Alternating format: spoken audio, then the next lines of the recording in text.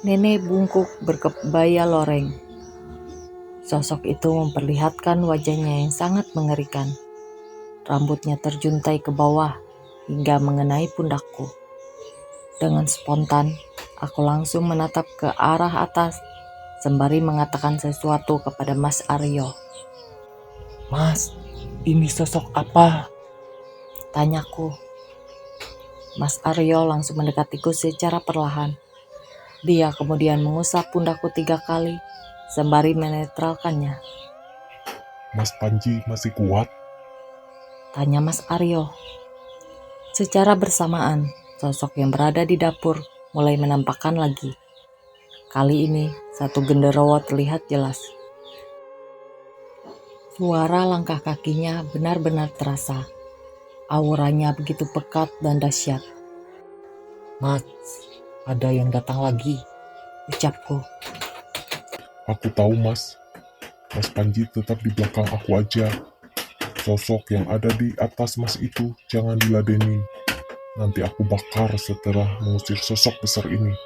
Jelas Mas Aryo. Mas Aryo perlahan berjalan ke arah dapur. Lambat laun, langkahnya agak berat, seperti ada gelombang air yang menahan kakinya untuk melangkah. Pikir Mas Aryo, sosok ini hanya akan menatap kami berdua dari dalam rumah. Dengan kedua bola matanya yang besar, sinar merah yang dihasilkan dari tatapan genderuwo itu menyilaukan pandangan kami. Ukuran matanya yang mampu menutupi ventilasi udara. Genderuwo itu menggerak-gerakkan matanya ke kanan dan kiri, ke atas dan ke bawah. Dia melihat kami semua yang berada di dalam rumah itu. Sepertinya kedatanganku dan juga Mas Aryo membuat sosok mengerikan ini terbangun dari tidur pulasnya. Sekali lagi, dia kembali menampakkan kengerian yang membuat tubuhku dan juga Mas Aryo merinding seketika. Kali ini, gigi-giginya yang tajam dan berbentuk kuncing memanjang ke arah atas seperti tanduk kerbau sengaja diperlihatkan begitu saja. Namun, tidak lama kemudian, sosok itu menghilang seketika. Entah apa yang terjadi, sepertinya memang sosok itu tidak ingin berurusan dengan Mas Aryo yang sudah sedari tadi bersiap diri. Mas, tanyaku kepada Mas Aryo. Mereka sepertinya terganggu dengan kedatangan kita. Ada 2 hal yang memungkinkan mereka muncul. Pertama, karena sosok yang menempel di tubuh Pak Rocky. Dan terakhir, karena memang kedatangan kita. Mas Aryo pun kembali menatap Pak Rocky yang sedang terduduk. Kepalanya mulai menunduk ke bawah. Sepertinya sosok pocong yang menempel di dalam tubuh Pak Rocky sudah mulai memberikan dampak yang negatif kepada Pak Rocky. Kita harus cepat menyelesaikan ini, ucap Mas Aryo kepadaku. Aku pun langsung mengikuti langkah Mas Aryo yang sudah berada di dekat Pak Rocky. Tangannya mulai diarahkan ke bagian leher Pak Rocky sembari membaca sesuatu. Mas, tetap di belakang saya. Soalnya, saya mau narik pocong itu keluar dari tubuh Pak Rocky, ucap Mas Aryo. Aku mengangguk paham. Ini pertama kalinya aku melihat seseorang yang ingin menarik paksa pocong dari tubuh seseorang. Umumnya kejadian semacam ini tidak bisa dilihat oleh orang-orang biasa. Namun, orang yang memungkinkan bisa melihat di saat pocong itu dikeluarkan, sudah dipastikan dia memiliki kelebihan tertentu. Tibalah saat di mana Mas Aryo menarik paksa sosok pocong yang berada di dalam tubuh Pak Rocky. Seluruh urat leher Mas Aryo keluar dengan jelas. Tangannya menggenggam sesuatu yang dipastikan adalah bagian kepala dari pocong tersebut. Lalu aku pun mencoba untuk berkonsentrasi agar bisa melihat apa yang sedang terjadi dengan Mas Aryo dengan ekspresi yang mengerikan itu. Tiba-tiba sesuatu mirip seperti kain berwarna putih keluar dari kepala Pak Rocky. Wajahnya sangat kontras dan tidak terlalu jelas. Lalu kain tersebut memanjang, membentuk seperti lengkukan tubuh seseorang yang ternyata itu adalah bentukan dari pocong. Sampai-sampai begitu pocong itu ditarik dari tubuh Pak Rocky, aku terkena sambaran energi yang keluar begitu kencang. Plak! Aku mundur beberapa langkah sembari memegangi pipiku, yang ternyata sudah tergores oleh tumpukan energi yang keluar dengan sangat cepat. Mas, kenapa?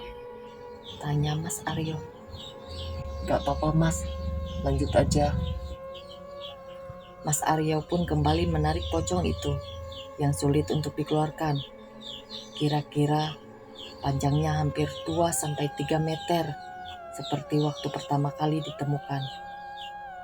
Namun saat Mas Aryo sedang menarik sosok pocong yang sulit untuk dikeluarkan, tiba-tiba aku mendengar suara tanpa wujud yang berasal dari luaran rumah Pak Rocky. "Nang, aku mau bicara denganmu." Dek, hatiku langsung berdegup kencang. Entah mengapa, kakiku melangkah dengan sendirinya untuk menuju keluar rumah Pak Rocky. Mas, mau kemana? Tanya Mas Aryo. Ada yang datang mas, Ucapku.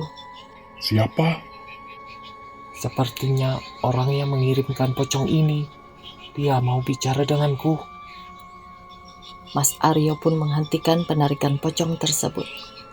Energinya benar-benar tersedot habis ketika menarik satu makhluk yang sangat sulit untuk dikeluarkan ini. Saat aku melangkah keluar, tiba-tiba tubuhku merasakan ada energi besar yang datang dari atap rumah milik tetangga Pak Rocky.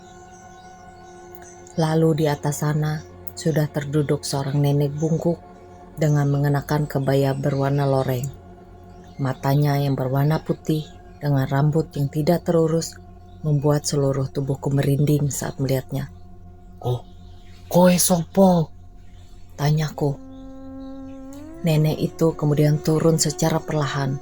Kakinya tidak menyentuh tanah dan terbang ke arahku. Lalu tangan kanannya menyentuh daguku, seperti hendak memberikan ancaman yang serius terhadap apa yang aku lakukan. "Kamu gak usah ikut campur dengan masalahku, nak. Kamu masih sangat muda untuk ikut campur urusan orang dewasa." Aku ikut campur apa toh? Aku hanya membantu teman dari pemilik kantorku. "Kamu telah membuat para demit yang ada di sekitaran berdatangan. Tubuhmu sangat harum. Mereka ingin memilikimu. Namun, bukan hanya mereka saja yang tertarik denganmu. Akan tetapi, para dukun yang berada di wilayah pantai utara, mereka semua menginginkan tubuhmu ini." Aku hanya terdiam. Nenek bungkuk itu pun membalikkan badannya, lalu terduduk di dekat teras. Dia kemudian memukuli lantai sebanyak 3 kali sebagai pertanda bahwa aku harus duduk di sampingnya. "Jago merene nang, aku pengen ngobrol." Aku pun langsung menuju ke tempat di mana nenek itu terduduk. Aku masih belum yakin apakah dia ini manusia atau memang makhluk halus. Pasalnya, ketika dia turun dari atap rumah warga, posisi kakinya tidak menyentuh tanah dan terbang ke arahku. Lalu saat dia duduk, aku melihatnya seperti manusia biasa. Apakah nenek ini adalah seorang dukun yang memang menyerang Pak Rocky dengan menempelkan sosok pocong tersebut? "Dengarkan aku, nak. Kamu harus tahu mengapa aku menempelkan pocong itu kepada orang yang tidak pernah menghargai orang lain." Aku pun mengangguk paham. Namun, getaran energi ini benar-benar sangat besar, sampai-sampai perutku merasa mual dibuatnya. "Kamu mual, nak?" Ingkeh, Nek. Perkenalkan, aku Mbah Supini. Aku sedang melakukan rogo sukmo karena kamu termasuk orang yang istimewa. Aku memberikan pesanmu lewat tubuhku yang berada di rumah. Ternyata nenek bungkuk yang mengenakan kebaya loreng ini sedang melakukan rogo sukmo.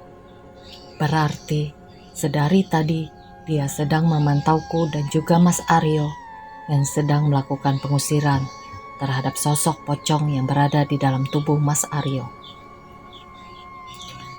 Rocky itu orang baik. Dia termasuk orang yang peduli kepada sesama. Namun, dia pernah bermasalah denganku.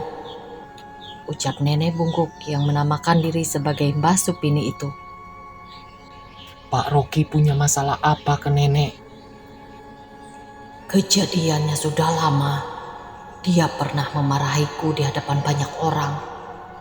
Sebenarnya itu baik, namun cara yang dia lakukan tidaklah benar. Memberi nasihat kepada seseorang di hadapan orang banyak, itu sama saja menjatuhkan. Ucapnya dengan penuh iba akan keadaannya saat itu. Aku mencoba mendengarkan apa yang memang ingin disampaikan oleh Mbah Supini. Sepertinya dia memang orang yang berhati lembut. Namun Pak Rocky lupa jika di balik kelembutan hati seseorang, dia bisa menjadi sangat jahat begitu hatinya tergores dengan perkataan atau perlakuan yang tidak baik. Lalu apa yang ingin Mbah Supini lakukan di sini? Tanyaku kepada Mbah Supini. Aku ingin melepaskan santet itu asalkan dengan satu syarat. Ucapnya sembari meneteskan air mata. Apa syaratnya, Mbah? Tanyaku. Tolong sampaikan kepadanya agar segera meminta maaf kepadaku. Dengan begitu, aku akan melepaskan santet ini. Aku pun mengangguk paham karena memang sudah tahu apa yang harus aku lakukan. Aku pun segera bangkit untuk masuk ke dalam rumah. Namun, Mbah Supini menyentuh tanganku, seakan-akan ada sesuatu yang ingin dia sampaikan lagi. Ada beberapa hal lagi yang ingin aku sampaikan kepadamu, Nak, ucapnya. Apa itu, Mbah? Mbah Supini menunjukkan sesuatu kepada pepohonan melinjo yang ada di bagian depannya. Astagfirullah. Seketika aku terkejut saat melihat 3 sosok kuntilanak sudah berdiri sembari menggoyang-goyangkan kepalanya secara perlahan. Mereka semua yang berada di sini tertarik denganmu. Genderuwo tadi adalah salah satunya. Kamu disukai banyak sosok halus seperti mereka. Jadi, jangan sampai imanmu lepas sedikit saja. Jika memang kamu kecolongan, mereka akan menguasaimu, ucap Mbah Supini. Aku pun kembali menatap ketiga sosok kuntilanak tersebut. Tampaknya ketika tangan kanan Mbah Supini menggerakkan sesuatu, ketiga sosok kuntilanak itu langsung menghilang dengan seketika. Ada satu hal lagi. Apa itu, Mbah? Aku menghormati kodam penjagamu dan juga bapakmu. Mereka berdua baru saja mengingatkanku untuk tidak mengganggumu. Andai saja malam ini kamu tidak datang, mungkin aku bisa membuat mati orang-orang yang menghalangiku. Mendengar ucapan tersebut, aku hanya bisa terdiam. Ternyata bukan hanya Mas Albi dan juga Mas Aryo yang paham akan hal ini, melainkan ada beberapa orang yang baru saja ditemui dan memang melihat sesuatu yang berada di belakangku. Baik, Nek. Terima kasih banyak. Mohon maaf, aku harus segera membantu Pak Rocky. Nenek itu tersenyum sembari menundukkan kepalanya sebagai bentuk penghormatan. Aku pun langsung masuk ke dalam rumah. Namun, begitu aku menoleh ke arah belakang, Mbah Supini sudah menghilang begitu saja. Aku tidak kaget akan hal ini.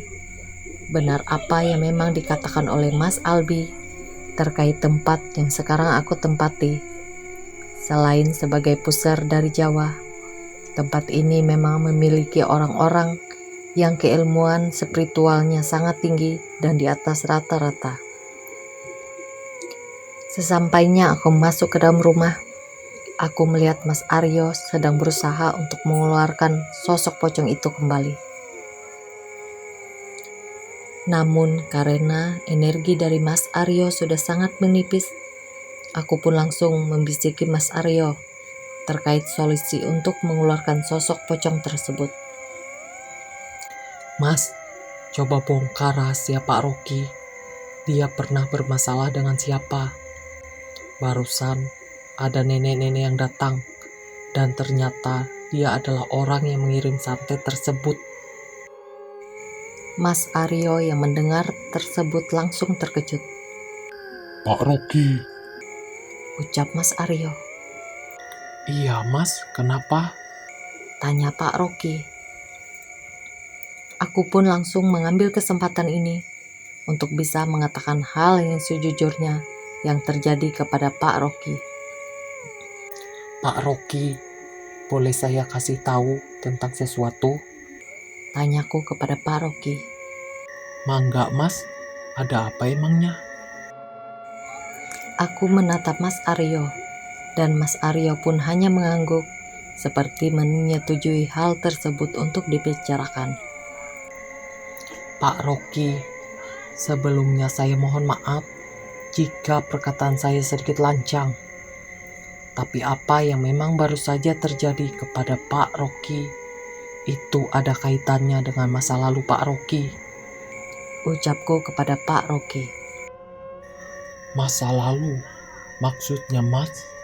Tanya Pak Rocky. Tadi barusan ada nenek-nenek yang datang.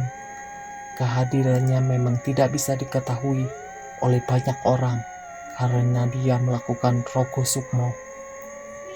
Dan nenek tersebut mengatakan jika Pak Rocky ingin pocong yang berada dalam tubuh Pak Rocky itu menghilang, Pak Rocky harus meminta maaf kepada nenek itu.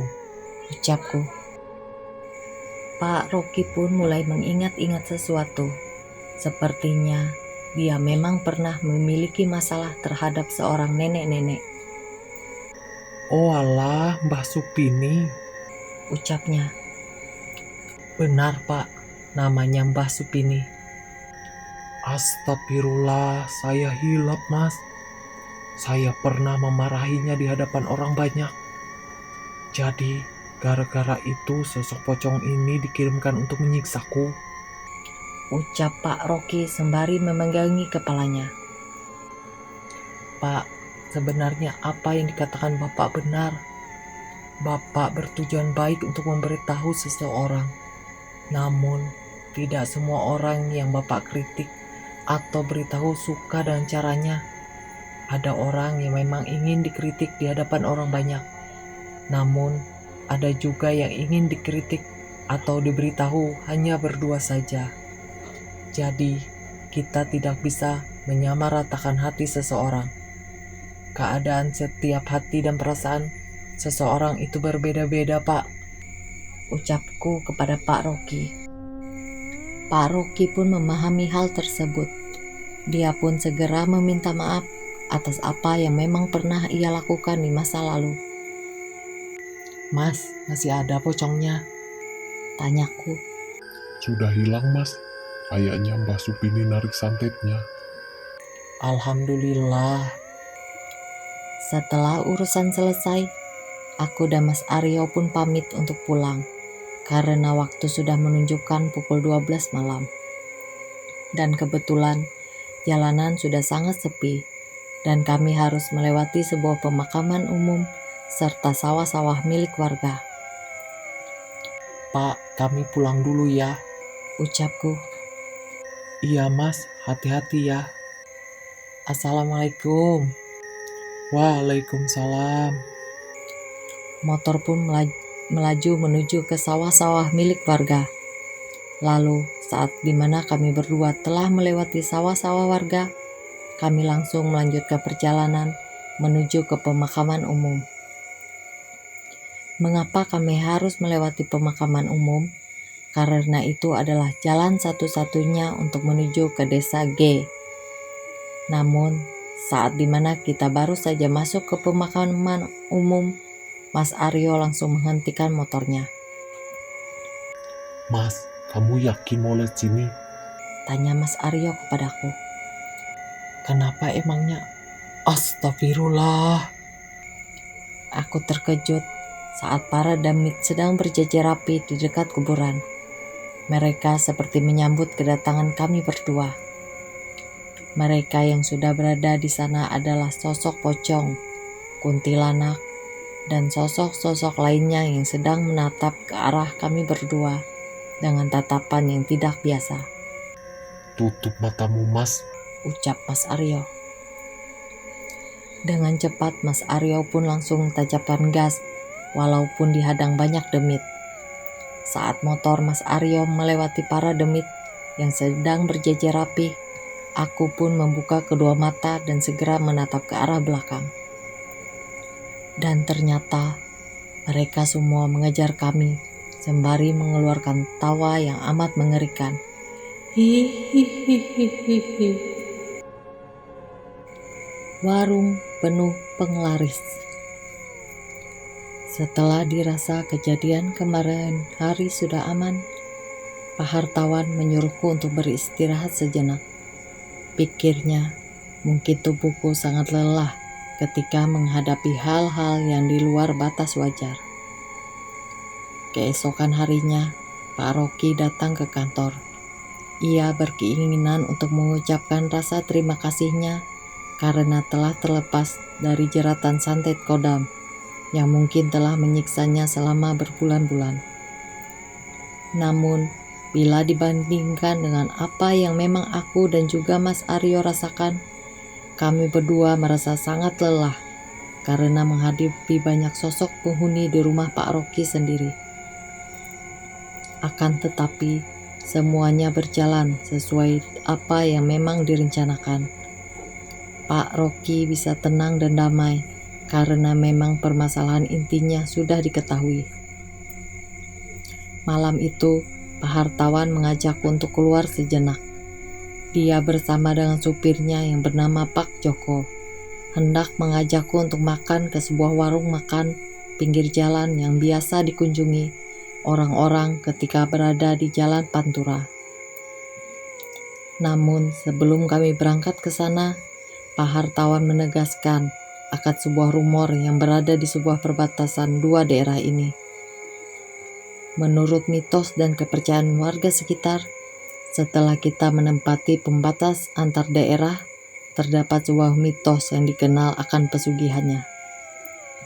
Tidak heran, pantai utara memang sangat familiar dengan pesugihannya yang sungguh mendominan. Jika yang pernah bapakku ceritakan, ada dua mitos yang dikenal oleh warga Pantura pada umumnya. Yang pertama, penunggu salah satu pantai yang berada di daerah P. Pantai itu disebut-sebut sebagai gerbang dari kerajaan istana Dewi Lancar. Namun, terlebih dari itu juga, ada sebuah pabrik gaib yang memang berada di sekitaran pantai. Konon yang bekerja di sana adalah para warga yang berada di sekitaran pantai. Dan rumor yang beredar di sana mengatakan, siapa saja yang bekerja di pabrik gaib dekat pantai tersebut, maka dia tidak boleh mengambil satupun barang yang berada di pabrik. Dalam artian, mereka yang bekerja di sana harus benar-benar bekerja dan tidak boleh mengambil sesuatu yang bukan menjadi haknya. Katanya, jika ada salah satu warga yang kebetulan menjadi karyawan di pabrik gaib tersebut dan dia mengambil salah satu barang yang tidak boleh diambil di pabrik tersebut, maka dia akan terjebak di pabrik itu seumur hidup. Yang lebih mengerikan lagi, orang tersebut tidak bisa keluar dari dimensi tersebut dan akan menetap selamanya. Sehingga cara satu-satunya agar dia bisa bertahan hidup adalah dengan cara bekerja di bawah tekanan para makhluk halus yang berada di pabrik tersebut. Yang kedua adalah pesugihan seseorang yang memang dirinya sedang menjalani sebuah tirakat untuk dirinya sendiri. Dikisahkan dalam sebuah cerita, orang tersebut dulunya orang biasa. Lalu dia mendapatkan sebuah wangsit atau pesan untuk melakukan ngelmu atau mendalami spiritualnya.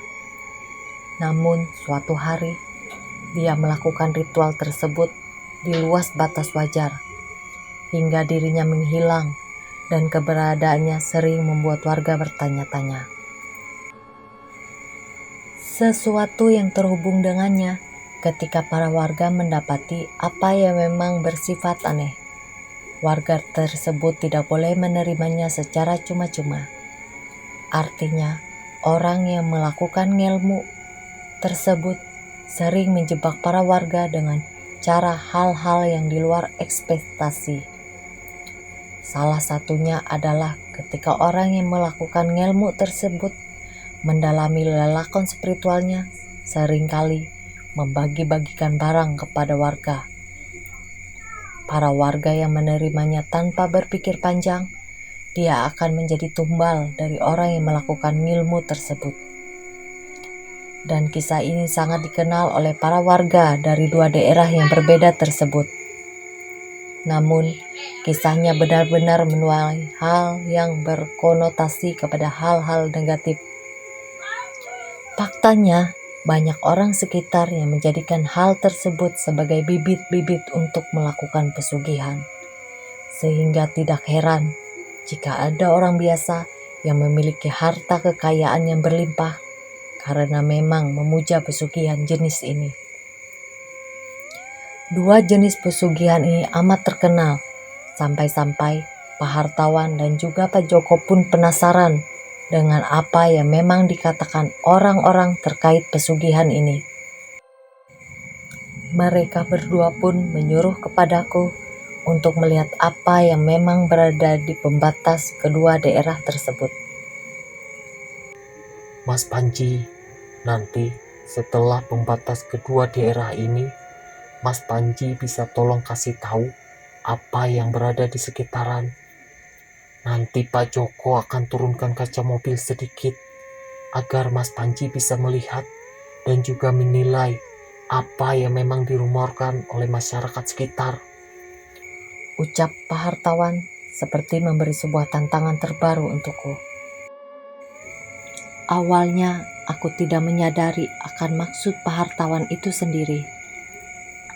Mungkin yang dimaksud oleh Pak Hartawan adalah bagaimana caranya agar Pak Hartawan percaya apa yang memang menjadi rumor para warga sekitar. Tepat saat di mana mobil ingin keluar dari pembatas dua daerah tersebut, Pak Hartawan pun memberi aba-aba kepada Pak Joko untuk menurunkan kaca mobil secara perlahan. Aku pun mencoba untuk fokus. Tubuhku sedikit bergetar ketika mata ketigaku mulai terbuka. Yang aku takutkan adalah ketika diriku tidak bisa mengontrol penglihatanku. Tidak lama kemudian, rumah-rumah yang berada di pinggir jalan berubah dengan sendirinya. Kabut mulai berdatangan dan menutupi jalan hingga menggambarkan sebuah bangunan besar yang ada di sisi kanan jalan. Bersamaan dengan itu, beberapa makhluk aneh mulai bermunculan di beberapa tempat dari bangunan tadi. Bentukan mereka layaknya kerajaan kuno terdahulu, lengkap dengan pasukan berkuda. Aku yang melihat fenomena itu sempat terdiam sejenak. Perlahan, aku arahkan penglihatanku ke sebuah tempat yang katanya sebagai lokasi tempat terjadinya banyak kejadian kecelakaan di wilayah tersebut. Tidak lama kemudian, aku menangkap sebuah energi besar yang berada di sebuah tempat tersebut. Sosok siluman ular sedang bertengger di sana. Ia melilitkan ekornya ke sebuah bangunan dan memperhatikan lalu lalang mobil yang bergerak ke arah yang berlawanan. Bentukan siluman ular yang kudapati mirip seperti apa yang pernah dikatakan oleh ayahku. Coraknya yang berwarna emas dengan sisik-sisik yang berkilauan, serta suara desisannya yang sangat kuat untuk bisa didengar oleh orang-orang yang memang mengetahui keberadaannya. Pak Hartawan pun mulai menanyakan apa yang baru saja aku lihat. Gerak-gerik dari mimik wajah Pak Hartawan seperti khawatir dengan apa yang baru saja aku lihat. Pasalnya, tidak semua orang mampu melihat keberadaan sosok siluman ular yang dimaksud. Setelah aku mengamati secara seksama, ternyata mereka memang kerap mengganggu kenyamanan para pengendara. Faktanya, ada beberapa oknum yang sengaja untuk menjadikan tempat tersebut sebagai tempat pesugihan dengan tumbalnya adalah para pengendara yang melewati jalan tersebut. Tidak heran, bau darahnya kerap tercium hingga membuat beberapa kali perutku mual dibuatnya. Pak Hartawan mulai menyadari akan hal tersebut. Ia pun kemudian menanyakan apa yang baru saja aku lihat dari sekitaran perbatasan kota P dan kota P. Mas, lihat apa? Aku lihat siluman ular, pasukan berkuda, orang-orang yang memiliki bentukan aneh di tengah sawah, bangunan megah, dan mencium bau darah yang sangat amis, ucapku. Pak Hartawan pun akhirnya membenarkan apa yang memang dikatakan olehku. Dia memperkirakan ada dua kemungkinan yang memang baru saja aku lihat. Bisa saja itu adalah bagian dari pesugihan Ratu Pantai Utara yang mana gerbangnya sendiri berada di sebuah pantai yang ada di kota P. Lalu, bisa juga itu adalah sebuah pesugihan yang memang kerap dimitoskan oleh orang-orang dan sangat masyhur, sebutannya dengan sebutan Haji D. Ya sudah mas, kita makan aja ya. Tiba-tiba kepalaku langsung pusing. Tubuhku langsung melemas saat dimana penglihatanku mencapai batasnya. Energi yang aku keluarkan ternyata cukup besar untuk bisa mendalami hal tersebut. Sampai-sampai pundakku terasa panas karena terlalu lama membuka penglihatanku terhadap apa yang memang ada di sekitaran. Mobil kembali melaju. Kali ini, mobil melewati sebuah pabrik yang sangat fenomenal di kota tersebut. Kabarnya, ada isu yang mengerikan terkait pabrik ini.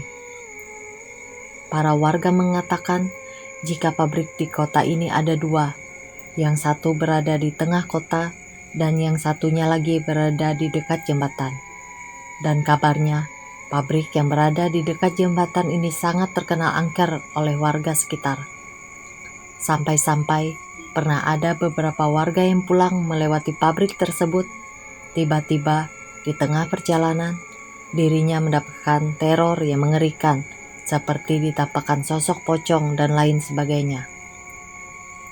Dan memang benar, pabrik itu sendiri memiliki energi yang berbeda jika dilihat dari sudut pandangku. Seperti ada gumpalan energi yang kuat dan menjadi satu. Sehingga pabrik itu seperti magnet yang mampu menarik sosok-sosok yang berada di sekitaran untuk menempati pabrik tersebut. Setelah melewati pabrik itu, lagi-lagi hal yang sama selalu terjadi ketika aku mengunjungi sebuah rumah makan yang memang kurang bersih untuk terhenti di sebuah warung pecel lele yang berada di pinggir jalan. Aku sudah memperkirakan jika Pak Hartawan ingin mengajakku untuk makan di sana. Kategori kurang bersih yang aku maksud di sini adalah warung makan yang memiliki daya pikat tersendiri bagi orang awam, namun tidak bagi orang-orang yang memiliki suatu kelebihan seperti merasakan sebuah energi aneh yang terdapat di dalamnya. Dan saat kami bertiga turun, tiba-tiba aku mendengar suara panggilan dari sekitaran warung tersebut. Suaranya lirih dan sangat menyeramkan. Seolah-olah suara tersebut membuat tubuhku bergetar merinding dibuatnya. Panji, Panji. Aku terdiam. Aku tidak menoleh ke arah panggilan tersebut. Namun saat kalimat berikutnya diucapkan lagi, tubuhku pun merespon panggilan itu. Kamu bisa melihat aku kan? Dan saat aku melihat ke bawah pepohonan yang berdekatan dengan warung tersebut, tiba-tiba aku melihat 3 sosok dengan wajah yang tertutup dengan rambut dan memakai busana berwarna putih kecoklatan. Panji, kamu bisa melihatku kan? Tanya salah satu dari mereka sembari menggoyang-goyangkan kepalanya. Aku pun terdiam sejenak. Tiba-tiba kakiku melangkah dengan sendirinya. Bibirku tergerak untuk mengatakan iya kepada mereka. Namun tidak lama setelah itu, Pak Hartawan segera memanggilku. Mas, mau lele apa ayam? Tanya Pak Hartawan. Ayam aja mas. Saat aku menoleh ke arah pepohonan tadi, ketiga sosok tersebut telah menghilang. Aku pun segera mencari ketiganya, namun mereka seperti bersembunyi di suatu tempat dan enggan menampakkan lagi wujudnya di hadapanku.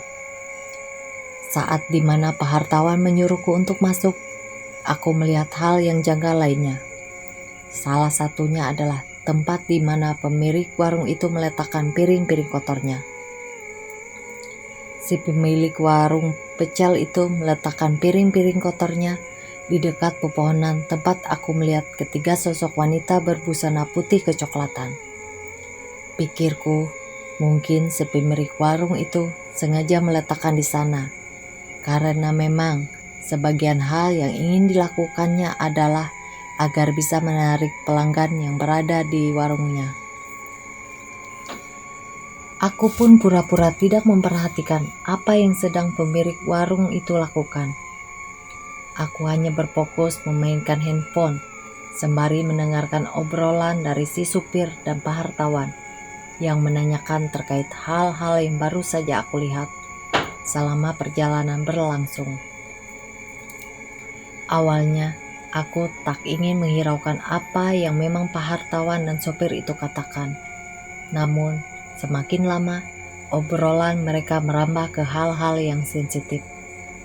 Mas, jika kita menceritakan satu sosok itu bakal muncul nggak? Tanya supir Pak Hartawan. Bisa iya dan bisa tidak. Loh, kok kamu nanya gituan ke Mas Panji? Tanya Pak Hartawan dengan logat Indo-Jawanya. Ya, aku penasaran aja. Tidak lama kemudian, makanan pesanan kami diantarkan menuju meja yang telah kami tempati. Perlahan, aku menatap wajah dari pemilik warung itu. Samar-samar, dia sedang menyembunyikan sesuatu dan tampaknya memahami jika sedari tadi aku memperhatikannya. Monggo mas. Matur nuwun. Saat dimana supir ingin memakan makanan yang telah disuguhkan, tiba-tiba tangan Pak Hartawan langsung memukul tangan supir tersebut sembari mengatakan, Baca doa dulu. hehehe, iya. Kami pun melahap makanan tersebut.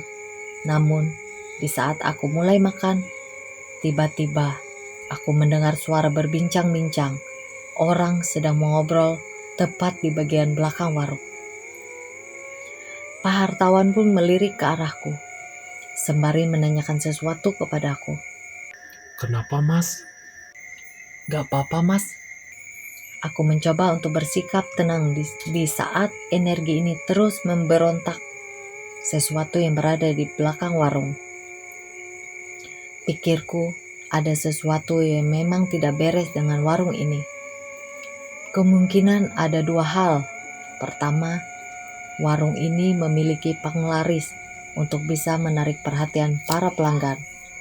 Yang kedua, bisa jadi tepat di belakang warung tersebut ada bangunan tua yang mungkin menjadi sarang bagi para demit yang berada di sekitaran untuk mencoba memproyeksikan diri kepadaku atau juga dengan orang-orang yang memang sedang berada di sekitaran warung tersebut. Saat dimana supir Pak Hartawan menatapku, dia merasa ada sesuatu yang menjanggal tepat di belakangnya. Supir itu berterus terang jika selama dirinya makan, sepertinya ada sesuatu yang memandanginya dari arah belakang warung. Mas, kok saya merasa seperti ada yang liatin saya ya dari belakang. Apa memang perasaan saya aja, Mas? Tanya supir itu kepadaku. Oh itu, mungkin perasaan Masnya aja. Dan memang benar, bukan hanya aku yang merasakan kejanggalan yang luar biasa dari warung tersebut, melainkan orang yang memang tidak memiliki kemampuan sepertiku juga bisa mengetahui ada yang memperhatikannya saat sedang makan. Itu menandakan warung tersebut memiliki penglaris. Tepat saat di mana makanan hendak habis, aku pun mencoba untuk memfokuskan diri untuk bisa memusatkan energiku dengan cara fokus sejenak. Cara ini digunakan untuk bisa mengetahui lokasi dan letak keberadaan para sosok yang memang sedang memandangi kami semua yang sedang makan. Aku mencoba untuk mengatur nafas panjang, lalu aku menggenggam kedua tanganku dengan kuat-kuat untuk bisa memfokuskan seluruh energi pada satu titik.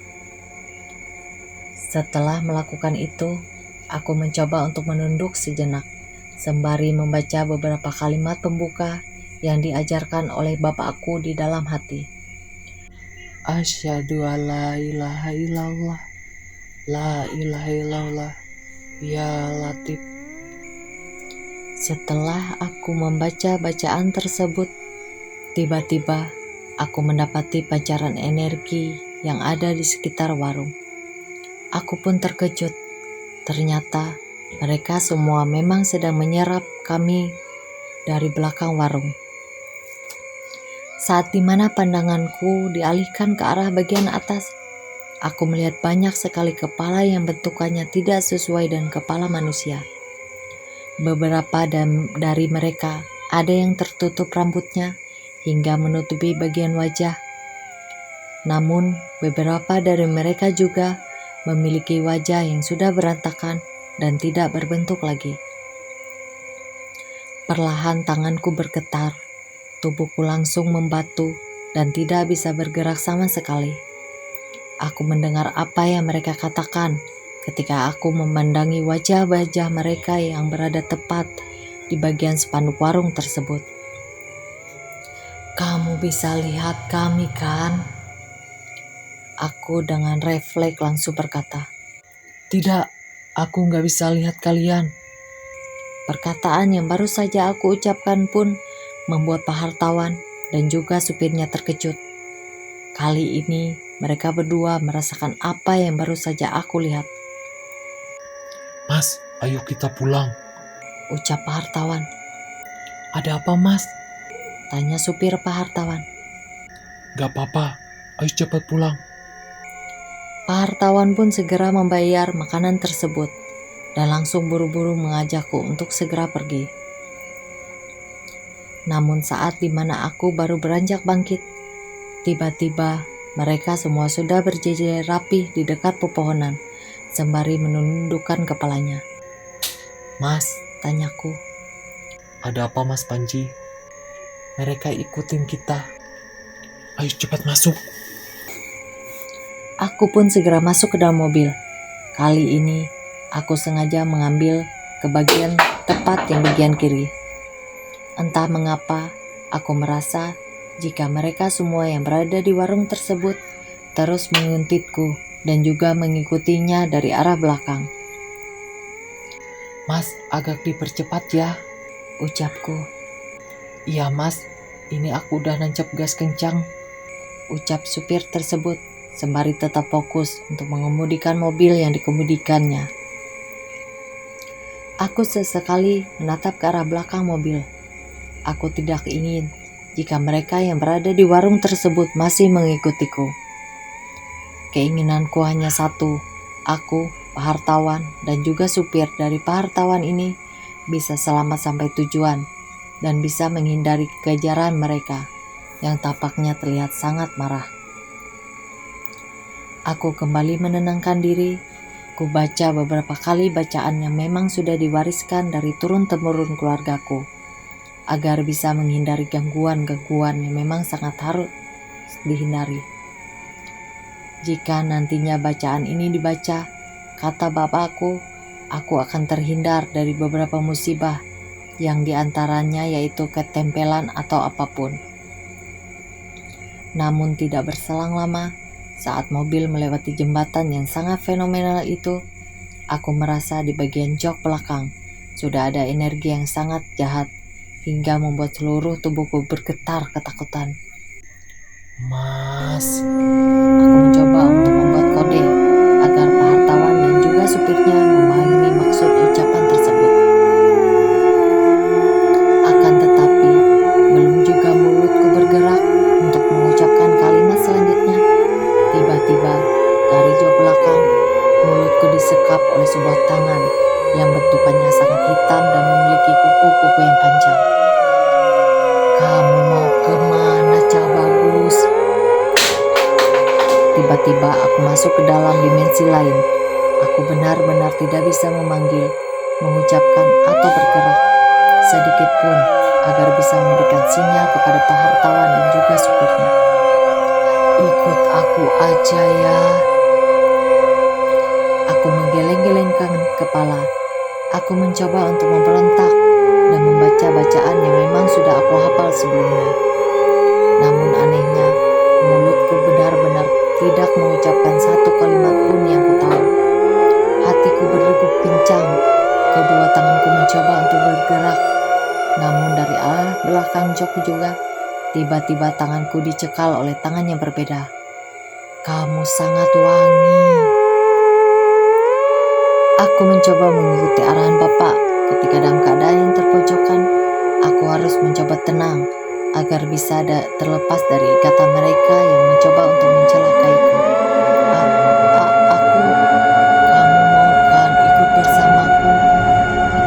Aku, Cah Bagus, tubuhmu sangat harum dan wangi.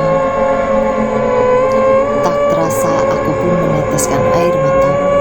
Air mata penuh ketakutan dan rasa khawatir yang paling dalam. Andai jika Pak Hartawan tidak mengajakku ke tempat warung penuh penglaris ini, mungkin aku akan tidur tenang di kasur yang empuk. Andai jika memang supir dari Pak Hartawan tidak mengatakan hal yang sensitif, mungkin aku bisa dengan tenang untuk memainkan game seharian dan melupakan hal tersebut. Namun, yang ada di belakang jok ini sudah ada 3 sosok dengan bentukan yang sangat menyeramkan. Satu dari ketiganya memiliki leher yang sangat panjang hingga membuat tubuhku bergidik ketakutan dibuatnya. Lalu sisanya memiliki bentuk seperti anak kecil. Akan tetapi, kedua tangannya sangat panjang hingga mampu menggapai tanganku yang berada di jok bagian tengah. Tidak lama kemudian, tubuhku pun melemas. Aku tidak bisa melakukan apapun lagi. Tampaknya, sosok tersebut memberikan energi dan mencoba untuk mengambil alih tubuhku agar bisa masuk ke dalam dimensinya. Dan benar saja, tiba-tiba, bruk, tubuhku terjatuh. Tubuhku terjatuh tepat di tengah-tengah jalan. Dan anehnya lagi, mobil yang dikemudikan oleh Pak Hartawan dan juga supirnya terus melaju ke arahku. Aku ada di mana? Aku menoleh ke kanan dan kiri jalan dengan sepi. Tidak ada orang yang berada di sekitaran. Tidak ada rumah-rumah. Tidak ada tanda-tanda kehidupan bagi mereka yang melewati tempat tersebut. Yang aku lihat adalah sebuah lahan kosong dengan pepohonan berjejer rapi dan menjulang tinggi di sekitarnya. Bersamaan dengan itu, aku pun mencoba untuk bangkit dan menanyakan kepada diriku sendiri, apakah aku masih hidup? Lalu, ini di mana? Apakah ini yang dimaksud dengan dimensi alam gaib? Tidak ada kehidupan, tampak sunyi dan sepi, seperti benar-benar hampa. Namun, saat dimana aku ingin melangkah menuju ke arah depan, tiba-tiba ada seorang wanita yang memanggilku. "Jangan ke sana, Dek." Aku pun terkejut mendengar kalimat tersebut. Pikirku, ada manusia yang membantu untuk menyelamatkanku. Kalau ke depan, kamu akan mati. Kalau balik ke belakang, jiwamu akan terpasung. Bersambung. Bagaimanakah kelanjutannya? Nantikan di part selanjutnya. Terima kasih yang sudah menyimak. Jangan lupa subscribe, like, dan komen ya. Assalamualaikum warahmatullahi wabarakatuh. Bye-bye.